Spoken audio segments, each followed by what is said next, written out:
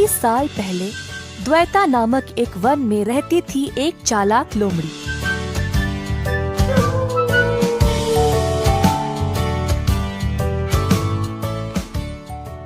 एक दिन तेज भूख के कारण लोमड़ी पूरे वन में खाना के लिए ढूंढ रही थी।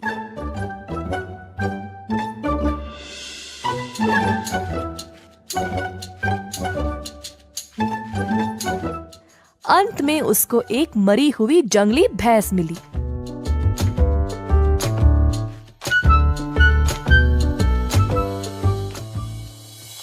अरे वाह, आज तो बड़ा अच्छा ही दिन है।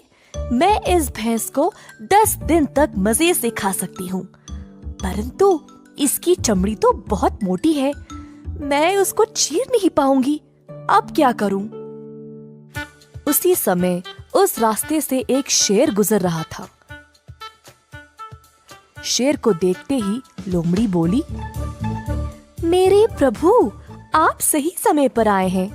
आइए, हम दोनों इस जंगली भैंस का मांस साथ साथ खाएंगे। क्या तुम्हारा दिमाग खराब है? तुम्हें पता नहीं तुम किससे बात कर रही हो? मैं इस जंगल का राजा हूँ और मैं केवल खुद से किया गया शिकार का मांस खाता हूँ। तुम्हें इतना भी नहीं पता? ऐसा कहकर शेर वहाँ से चला गया। कुछ समय बाद वहाँ एक बाघ आया। लोमड़ी सोचने लगी, ओफो, अगर ये बाघ इधर आया तो सब कुछ खा जाएगा और मेरे लिए कुछ नहीं बचेगा। कुछ भी करके इसको यहाँ से भगाना पड़ेगा।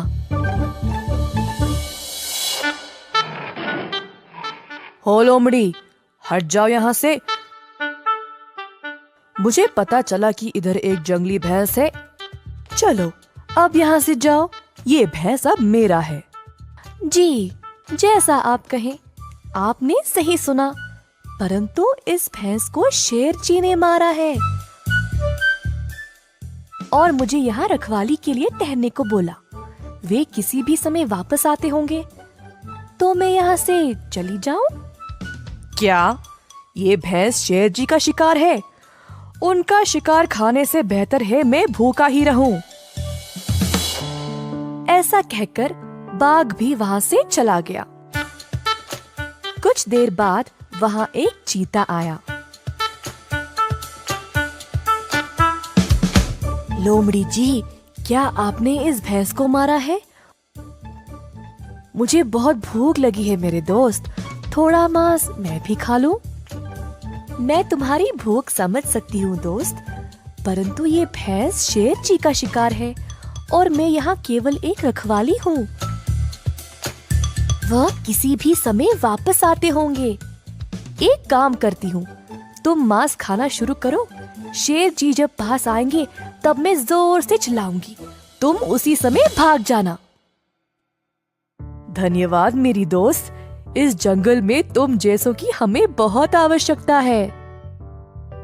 चीता भैंस की चमड़ी को चीरने लगा। उसी समय लोमड़ी चिल्लाने लगी, भागो मेरे दोस्त भागो, शेर आ रहा है। ये सुनकर चीता वहाँ से तुरंत भाग गया।